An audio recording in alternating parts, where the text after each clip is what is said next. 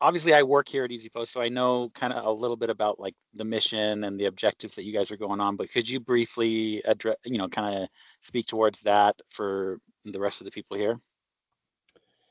Yeah. Easy Post started back in 2012. Our founder, his name is Jarrett Streben. He really wanted to simplify some of the e-commerce shipping that was happening.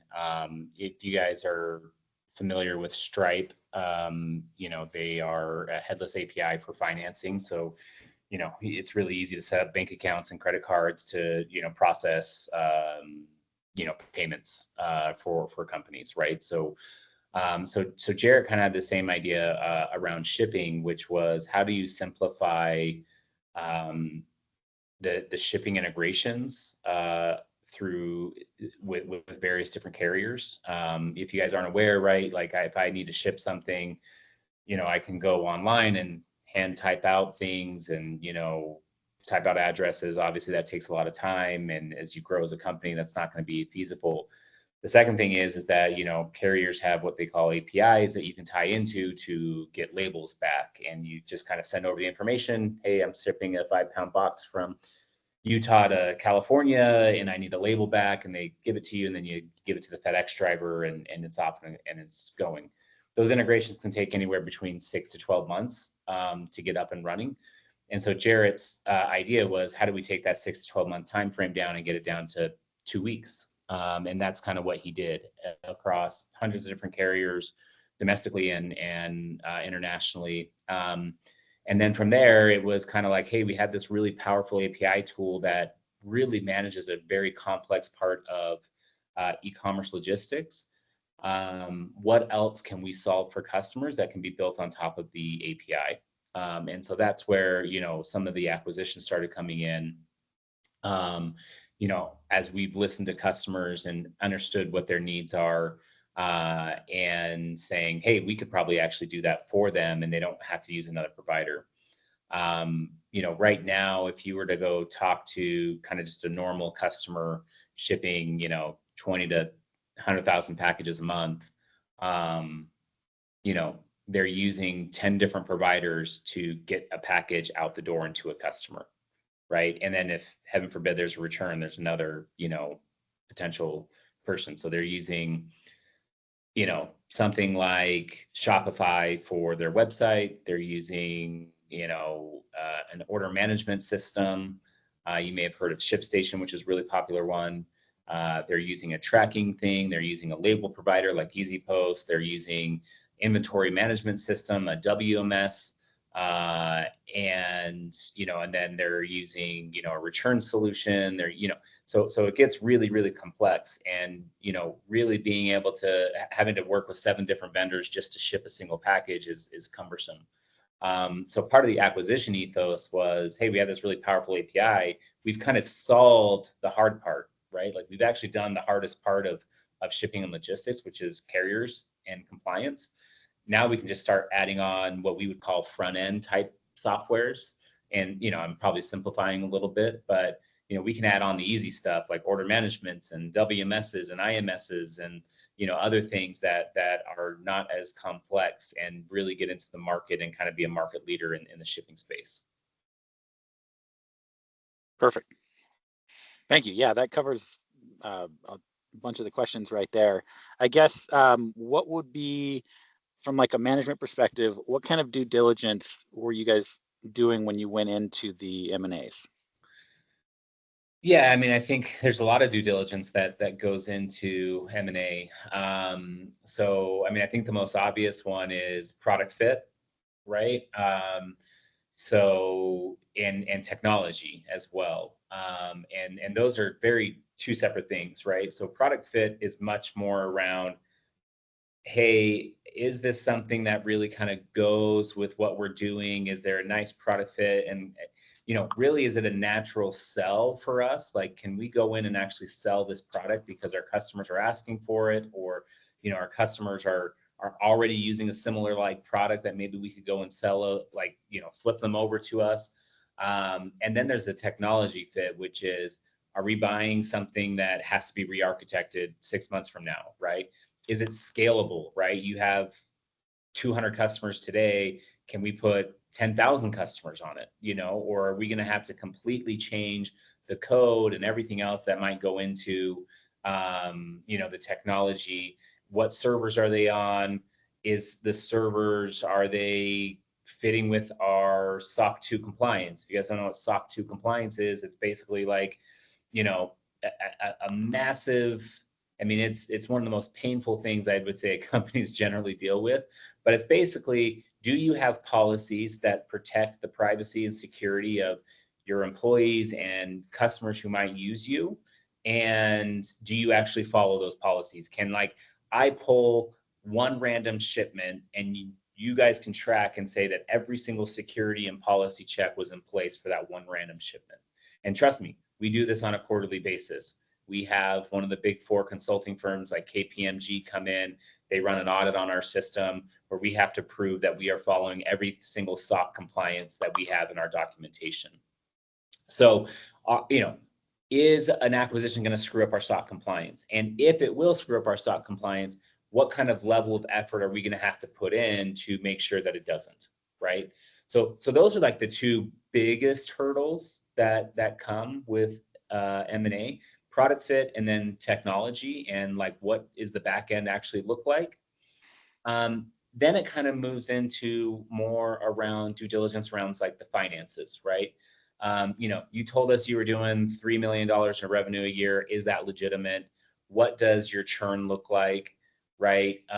We don't want to buy a company where customers are leaving it, like, as quickly as they're signing up. We're looking at, is there any funny business going on around the revenue? It's very common, specifically for SMBs, to not follow GAAP accounting rules. And so, they'll say, hey, it's, we have $3 million in revenue, and we quickly find out that, they're counting revenue incorrectly, right? And so we say, well, you're not really doing $3 million in revenues because you don't actually understand GAAP accounting. You're really doing $2 million in revenue. And let me explain it to you, right? And why it's only $2 million in revenue.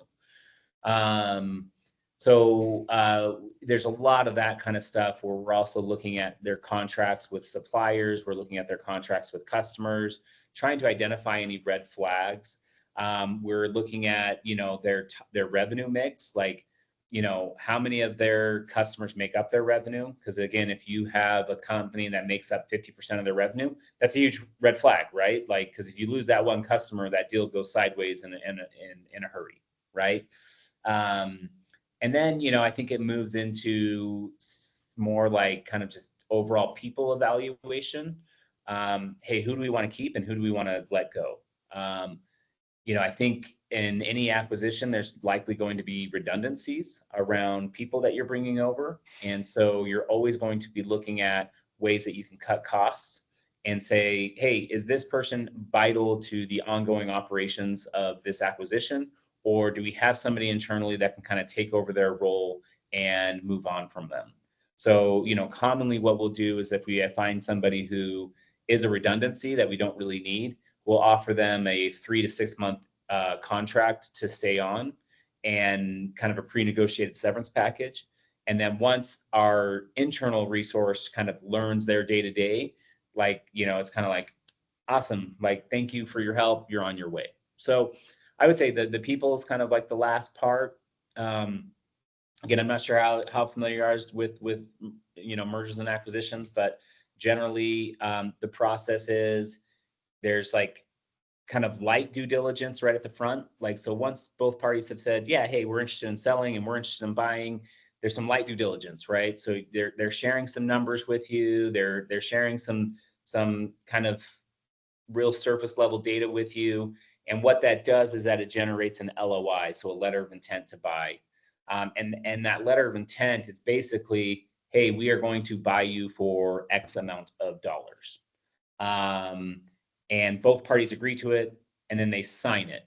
And it usually has like a kind of like a timeline too, like, hey, we're going to try to, both parties agree that we're going to try to work for a close date in 60 days or something like that on signing this. And then from there, that's when the real books open up, and it's kind of a sprint to get all the information. and all the calculations and everything else done, because the books are now completely open to us. And what happens too is like that's where you start finding like issues with gap accounting, and you say, hey, you said your revenue was 3 million. We've looked at your books, it's really 2.5. So we're going to take your valuation down from 10 million to 9 million because your revenue wasn't as high as we thought it was. And then so you're working through that LOI piece. You're also at the same time working through like the actual contract sale. You're working through the red lines of all of that. And then once both parties agree, like the LOI is kind of over, the contract red lines, and like both parties are still like, yep, we're gonna sell, and like we want to buy, and we've all agreed to the price. Then the contract gets signed, and then usually there's some kind of like 90-day to 120-day clause where either party kind of like we call it a cooling off period, where if the owner of the company is like, I made a big mistake, I don't want to do this, right? Like they can kind of terminate the acquisition for any reason. Sometimes those do come with some kind of penalty where it's like, hey, look, we just put in like hours and hours of work, and like you're backing out, so like we're gonna take 100 grand or something like that. It's not very common though. So anyway. Okay. So I have a question on, I don't know if Vince explained kind of the purpose of this interview, I guess. But the class that we're in is titled Managing Groups and Individuals. And you guys said something that kind of stuck out to me is essentially a planned reduction in force for the company that you're acquiring. From kind of a political standpoint, how do you handle the change in a pre-negotiated kind of layoff for someone that is maybe seemed as redundant? And also, in addition to that question, are there ever any instances where you guys find that you would rather keep the person that is part of the acquired company over someone that you already have? Does that make sense? Yeah, you're kind of talking about like best athlete approach. Um, so yeah, most of the acquisitions we've done have been relatively small, and to be honest, like we haven't really done a lot of reduction in forces. Like Yeah, we've occasionally have done it, but like it's not very common but it's with, a couple here or there. yeah, here and Mhm. there. Okay. And you want to do it as humanely as possible. Yeah. Generally, the owners, when they're selling the company, like they've kind of already reconciled in their head that that is a possibility.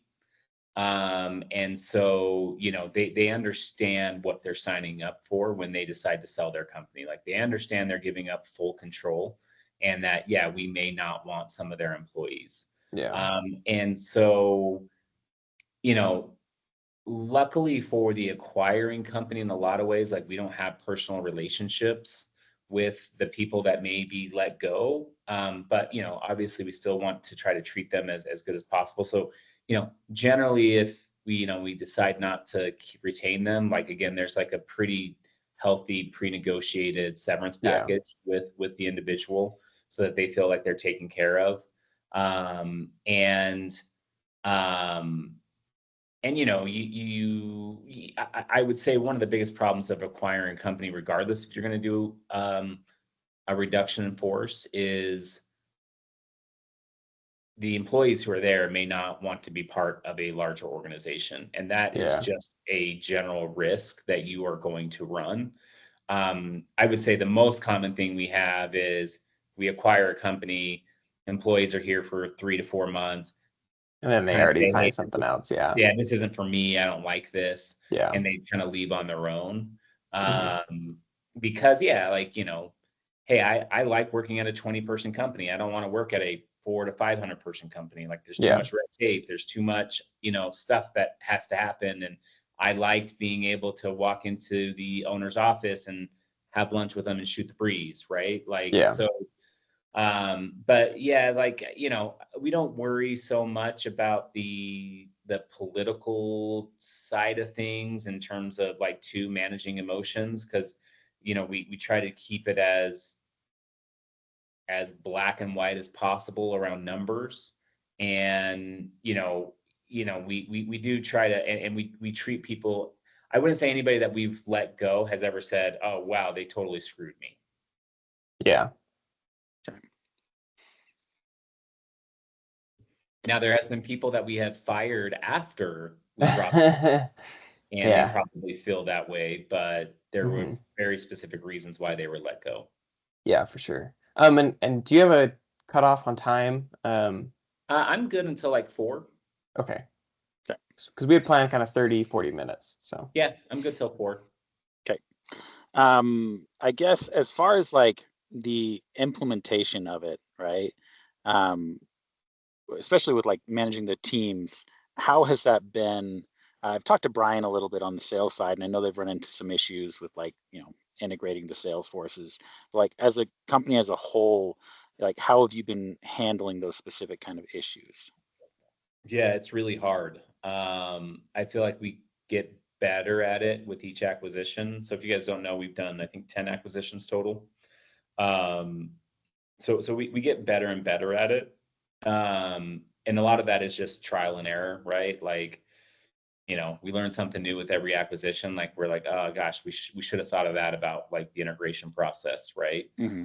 Um, you know, one of the big challenges we had specifically because we bought smaller companies is data quality and integrity was very, very hard to come by. Lots of things that were like written on a napkin kind of thing, like company X paid us $100,000 3 years ago, and you're like going through papers, and there's nothing logged in a Salesforce or any kind of billing tool that you can go back and reference. And it's like, yeah, it's like, I'll give you some examples. One of the companies that we acquired had no CRM data. Everything was put in files. Um, we had a company who randomly reached out to support, and um, they were like, "Hey, we something's wrong and we can't ship." And we were like, at first we thought it was our core product, and we were like, "We have no record of you being a customer. You know, you're not using Easy Post, right?" And then it was like, "No, we think it's this other product that you guys have." And we were looking through records, had no idea that they were even a customer, had no record of them paying us, nothing that we could find. And so, we had to ask them to send us the contract, so that we could actually figure out, what they were buying, what they were, what we were supporting, and everything like that. And that company was Adidas. So you would even think, Oh, geez. hey, super large company, we want to make sure that it's documented what we're doing here. Nothing. So that was a really big challenge, and it still is a big challenge for us because we're still running into situations where we had no idea a customer was a customer because there's just no data around it with some of these companies that we acquired. And then, yeah, I would say the other thing is hard is how do you buy 10 companies and kind of piece together a cohesive story, that you can take to the market? Because what you're hoping for is like compound selling, right? You're hoping that, hey, somebody wants Easy Post, but I'm also going to sell them these other 3 products that we have now, and I'm going to take a $50,000 contract and turn it into a $300,000 contract, right? But you buy 3 different companies with 3 different brands, 3 different color schemes, 3 different cultures, and everything, right? And like not on the same tech stacks. And it's like, how do you present that to a customer that makes it look cohesive and that it all is, one product, right? And you're not going to do that overnight. It is going to take time. Like you can change the skins of things, right? And we've done that, right? Like that's easy. Product, our marketing team can get in, create some graphics, get the color schemes right, get it launched, right? Um, but the but then you have to do the real work, which is actually tying the products together on the technology side and making sure they're one functioning product. We're still going through that, and we're still iterating through that because again, you kind of learn things right along the way that like you didn't think of before, or, customers give you a lot of feedback around, well, hey, like this is how I want to consume this product in an ideal state. And, or, this part of the product's not valuable to me. This is the actual value to me. And we're learning all those things so that we can build like the best product available in the market. Um, and and then on the other integration side, I would say the largest lift is just people, right? Like, hey, what's your role now? um what do we want you focused on? You've been doing this for a really long time, but now we need you focused over here. And getting them on the same page and seeing the same vision that we have is challenging, especially because you are just dealing with personalities, right? At the end of the day, they're just people. And everybody has different motivations, and everyone has different um, goals in life. And sometimes those don't always align with what your vision is. And so understanding how you can support them and also the company vision is a balancing act. Um, and sometimes it doesn't work out, right? Like we've had conversations where it's like, hey, yeah, maybe this just isn't going to work between us, and maybe you need to move on and we need to move on, right? No hard feelings. It's just didn't wasn't successful for you. Um, I would say though, most people have, despite the headaches that they've gone through and like understanding like, how do I submit a reimbursement form at Easy Post, right? Because I used to just, do this at my old company, and now Easy Post is making me fill out this form on Certify and then do this and this and this, right? Like, so like, figuring out like them learning the culture of Easy Post and like how to do certain things is also a long and arduous process that can sometimes be full of lots of tears and headaches for the people that we acquired. Yeah, I mean, as a recent new hire, I can understand that.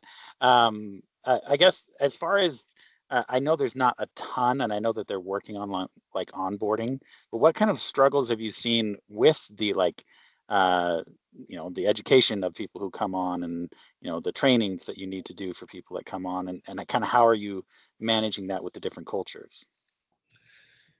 Yeah, I think, it's obviously something that like we're not great at here. I always tell people when they come on board, like, Easy Post is sort of a sink or swim type company. We're not going to hold your hand. And part of that is strategic, right? Like when you're a startup company, um, there's only so much money to go around, right? Like we don't have endless wallets. So you have to make a choice. Do you hire a sales enablement person, or do you hire an integration specialist, right? And a lot of that is like just, whatever your needs are at the time, kind of dictate that. Um, and, so for example, like, worrying about onboarding, employee onboarding was never like something that we needed in a big way because we were a 100-person company. We weren't hiring at crazy clips. It wasn't like we were bringing in 20 people at a time, and you got to get them all on the same page as quickly as possible. Yeah, we were doing hiring where it was like, one guy here, one guy there, whatever. So it was like easy for a manager or a coworker to just sit down with that one person, kind of show them the ropes, right? Now, as we've grown and we've started to scale as a company, like those needs have become more and more apparent. So now we are identifying roles where we want to make an investment in that regard, right? We want to hire, I mean, we just hired a sales enablement person to help with sales onboarding. Our customer success team about 3 months ago hired an enablement person to help with customer success onboarding. So she's built out a whole hiring plan and everything like that. And what will happen is, we acquire companies, and as we fit people into roles and teams internally at Easy Post, they will then go through kind of a new employee onboarding plan to do that. The other aspect of what sales enablement or CS enablement, or some of these kind of what we define as operational roles would do is okay, we've bought a new product. How does it now fit into our sales stack? How do we educate our team around it so that they can feel comfortable selling it or talking about it? Um, and so they'll start the work. And one of the mistakes EasyPost made with some of the early acquisitions was like we would acquire it and be like, oh, go sell it, day one. And our sales reps would get on and they would suck at selling it because they didn't know how to talk about it. And we would suck at supporting it because we didn't know how to support it. And so with more and more recent acquisitions, like we've definitely been more like, hey, let's let the acquisition marinate for 3 to 6 months. Let's let our ops teams figure out what the new pricing should be. Let's figure out like how to position the tool. Let's figure all these things out, and then we will take it to our teams to say, okay, here's all the information you need. Go start selling and go start supporting the company. Awesome. As far as like cultural integrations, I guess, have you seen any power struggles in internal meetings? Um, I know I overhear some things that I hear people are upset about, but obviously I'm a lowly SDR. But I guess, how are you guys overcoming those kind of issues? Yeah, I mean, it kind of goes back to what I said about managing personalities. I don't think this is like even uncommon in startup world. And you add in the acquisitions, but as you scale a company from being a startup to let's call it a mid-market company to an enterprise company, a lot of times what you see is that there's a lot of people who are wearing 5 different hats, right? I'm doing sales and CS and support and this, and you hire kind of what we would call a Swiss Army knife kind of employee because you need them to be kind of all things at one time. And the employee gets a lot of satisfaction out of it because they're making such a big impact all the time. And then as you scale and you start hiring in specialized roles, right, it starts encroaching on what they are perceiving as their impact. And so they feel threatened um, in a lot of ways, right? Like, oh, I used to do this, and now you hired somebody specifically to do this.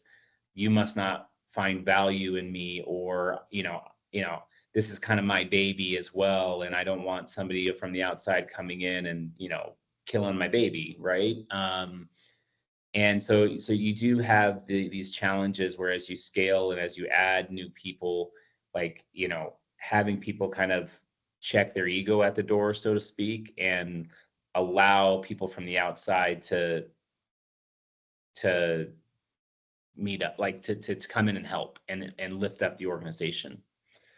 um the other challenge is, and just so you guys know, there's a certain breed of people who are attracted to startups, and they're almost like serial startup employees. I am one of those people, to be honest. um, and you've been through scale before at other companies, and you've seen we're going to hire this really big executive from Salesforce, or we're going to hire this big executive from fill in the blank Microsoft, big company, right? And the executive does come in and screw everything up, and then they get fired 9 to 12 months later, and then you're left picking up the pieces and fixing everything again.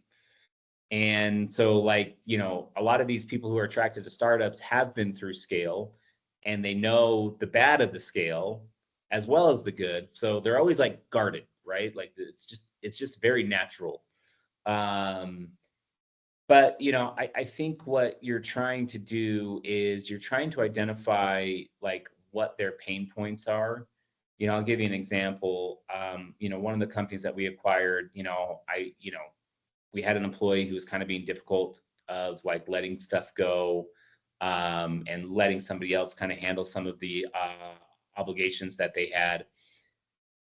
I decided to like fly out and visit with them, and I kind of was like, hey, tell me what your pain points are and like what you're frustrated by. And, you know, they're like, well, I work 60 hours a week. And I'm like, you know, and so just kind of like talking them through around, hey, but then they're like, but I don't want things to get dropped and I don't want things to get screwed up. And, you know, I don't want that to happen. And you're like, when you acknowledge a lot of times, like, oh, things are going to get screwed up. Like, don't get me wrong, right? Like, it's always going to be 2 steps back, you know, 5 steps forward type mentality that you have to have. Like, but what I'm trying to do is get you to a place where you're not having to work 60 hours in a week, right? And I'm trying to get you to where, you know, your work-life balance becomes much more reasonable and manageable.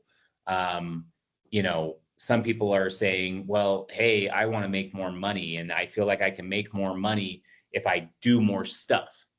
And it's like, no, no, no, no. You can make more money by being really great at your job and getting promoted as well, right? And right now, you can't be really great at the thing I need you to do because you're doing 10 other things. And so it's actually hurting your progression from a salary band standpoint or even a title standpoint because you're just holding on too much. And so everything kind of is not great in your world. And so helping to illustrate that to them because they're so used to if I do everything, I get noticed because I worked in startup for a long time and you know my boss is going to give me like a bonus or a raise or something like that. So it just kind of comes back to really like managing those personalities, identifying what's important to them, and then addressing that with them and how you're trying to help them with what is actually important to them. Um, I used to do when I used to do a lot of hiring. I would sit with candidates and I would give them 4 things. I would give them work-life balance, compensation, title, and like continued growth. And I would ask them to stack rank those in order of importance to them, knowing that all of them are important, right? And there was no wrong answer. Like I don't really care what they put. Um, but I wanted them to talk me through why they thought that. And you know, very typical, like, you know, your younger generation is, you know, going to say, well, continued growth is really important, right? You get, you know, a guy who's maybe been working for 10 years, they're going to put compensation at the top, maybe title right at the top. You talk to a guy who's, you know, on the last leg of their career and all they care about is work-life balance, right? Um, and um, and that changes, right? Over, I mean, mine has changed over time and over years, right? Like I don't care about title anymore, right? Now I have the luxury of saying that because I have an executive title, right? And so, you know, that's, you know, not, it's like, that's why I don't care about it. I care about work-life balance, right? Like that's what I care about. I got 4 kids at home. So identifying with each individual, like what's important to them at that point in their life, and then saying, cool, let's come up with a plan to figure out how to like get you there goes a really, really long way with people as you're trying to manage them. Yeah, I really feel like Easy Post does a good job with that on their management level. Um, okay. As far as like lessons learned, like future plans, um, I know that more acquisitions are kind of on the horizon, but what would you do differently um, from, I guess, like managing people and teams kind of perspective as you go into more acquisitions? Yeah, I mean, I think it would have started back at due diligence. Like, you know, again, we've learned a lot. So like the first company we bought, like the due diligence was not great. And we paid a lot for that in terms of just how much kind of crud that we had to dig our way out of had we have known. I mean, even as simple as, you know, the founder was having pornography sent to his email, right? And, like, that obviously would have, been great to know during due diligence, right? Because that could Yeah. have really shaped some of the things that we did.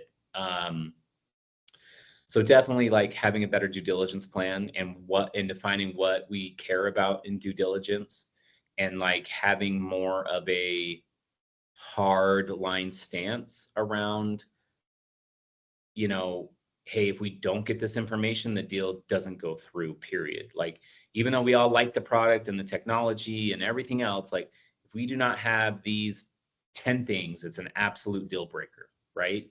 And we're not going in blind without them. And then I think moving forward, I think after the due diligence phase, and I've kind of talked about it, it's almost the same thing, but like just having a better integration plan, right? Like, okay, what's step one on day one, and then what's step 100 on day 12 month, right? Whatever, day 365, right? So I think too, setting more realistic timelines with not just ourselves as an executive team, but also with the larger employee base, around expectations probably was something that we could have done better. And so I always go with the under promise to over deliver, right? And so I think those are some of the things that I wish we would have like thought about, done differently, but in some ways it was good for us because we learned a lot. And again, we've gotten better with each acquisition. And even, the ones we're working on now, right? Like some of the things that we didn't find in the DD because we were rushing through it in the first few acquisitions, we're finding now because we're like, yeah, I'm not dealing with that crap again, right? So, let's go out and get that. Okay. Yeah, I've heard. I'm sorry, I might say the name wrong, but Ching or Chang Chang. Chang. Yeah, I've heard great things. He's really thorough with the due diligence, so that's awesome. Okay, and I guess you are kind of in charge of the whole place. Like, is there anything else that you've seen through the mergers and acquisitions that you think would be important from a management perspective?